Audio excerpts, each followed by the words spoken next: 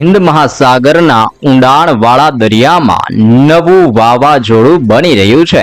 બંગાળની ખાડીના તટીય ક્ષેત્રની અંદર પણ મોટા વિરામ લીધા બાદ હવે પછી લો પ્રેશર એરિયા સક્રિય બનીને ભયંકર જોર અને અસર દર્શાવી રહેલું જોવા મળી રહ્યું છે। આમ એક સાથે બે સિસ્ટમ બંગાળની ખાડી અને હિન્દ મહાસાગરના દરિયામાં સક્રિય બનીને ધીમે ધીમે દક્ષિણીય ભારતના સંપૂર્ણ દરિયાઈ કાંઠાના વિસ્તારમાં ભયંકર જોર દર્શાવી રહી છે। તમે લાઈવ સેટેલાઇટ વ્યૂની મદદથી જોઈ શકો છો।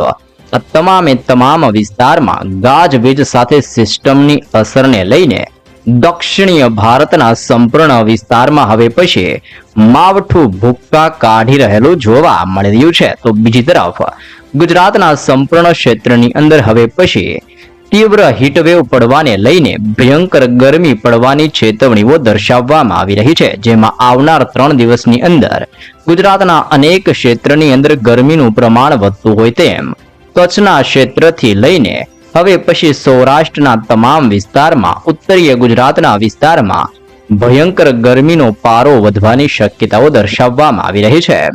સાથે સાથે બંગાળની ખાડીના દરિયામાં સક્રિય બનેલી આ નવી સિસ્ટમોની અસરને લઈને આવનારી 48 કલાકની અંદર હવે પછી આ લો પ્રેશર ધીમે ધીમે ભયંકર સ્વરૂપ ધારણ કરીને દરિયાના માધ્યમ થકી ભુવનેશ્વર એટલે કે પૂર્વીય ભારતના ક્ષેત્ર અને દક્ષિણીય ભારતના સંપૂર્ણ ક્ષેત્રની અંદર પોતાની હળવી અસરો દર્શાવતી આ નવી સિસ્ટમ જોવા મળવાની છે। જો આપણે ગુજરાતની અંદર ગરમીની વાત કરીએ તો કચ્છનો ક્ષેત્ર, સૌરાષ્ટ્રનો વિસ્તાર, ઉત્તર ગુજરાતના વિસ્તારમાં ભયંકર ગરમીને હીટવેવને લઈને શક્યતાઓ દર્શાવવામાં આવી રહી છે। પરંતુ સાથે સાથે નવી સિસ્ટમોનું નિર્માણ થતું હોય તેમ અત્યારે અનેક વિસ્તારમાં 4 નવી સિસ્ટમો સક્રિય બની રહેલી જોવા મળી રહી છે। જેમાં સૌપ્રથમ સિસ્ટમ અત્યારે મધ્યપ્રદેશના ક્ષેત્રની અંદર સક્રિય બનીને અપર એર સાયક્લોનિક સર્ક્યુલેશનનું તીવ્ર દબાણ દર્શાવતી હોય તેમ 1.5 કિલોમીટરના વિસ્તારમાં ભયંકર જોર અને અસર દર્શાવી રહેલી જોવા મળી રહી છે। બીજા નંબરની વેસ્ટર્ન ડિસ્ટર્બન્સ અને સાયક્લોનિક સર્ક્યુલેશન પાકિસ્તાનના ક્ષેત્રની અંદર દબાણ દર્શાવતું હોય તેમ 3.1 કિલોમીટરના વિસ્તારમાં ભારે ગતિવિધિઓ દર્શાવી રહેલું જોવા મળી રહ્યું છે।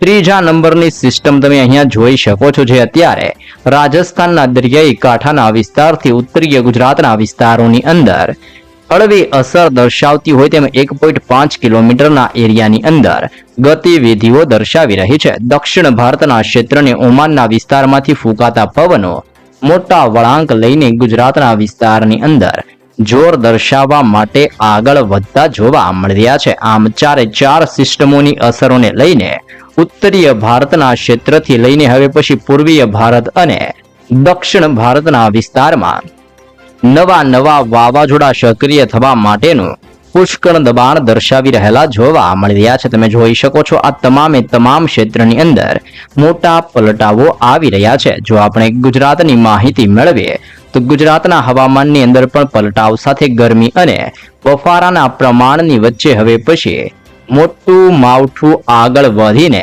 ગુજરાતમાં જોર દર્શાવતું જોવા મળવાનું છે।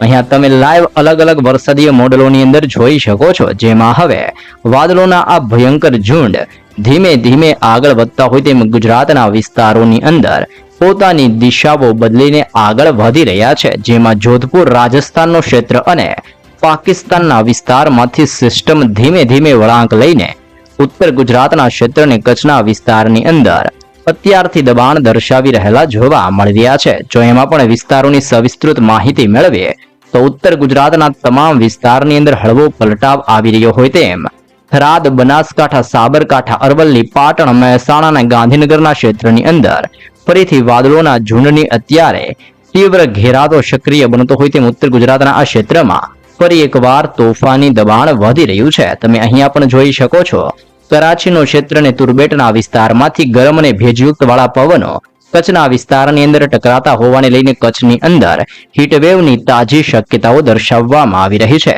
ઓમાનના દરિયાઈ કાંઠાના વિસ્તાર અને અરબી સમુદ્રમાંથી ફૂંકાતા પવનો કચ્છના વિસ્તારમાં પોતાની ગતિવિધિઓ દર્શાવતા જોવા મળવાના છે।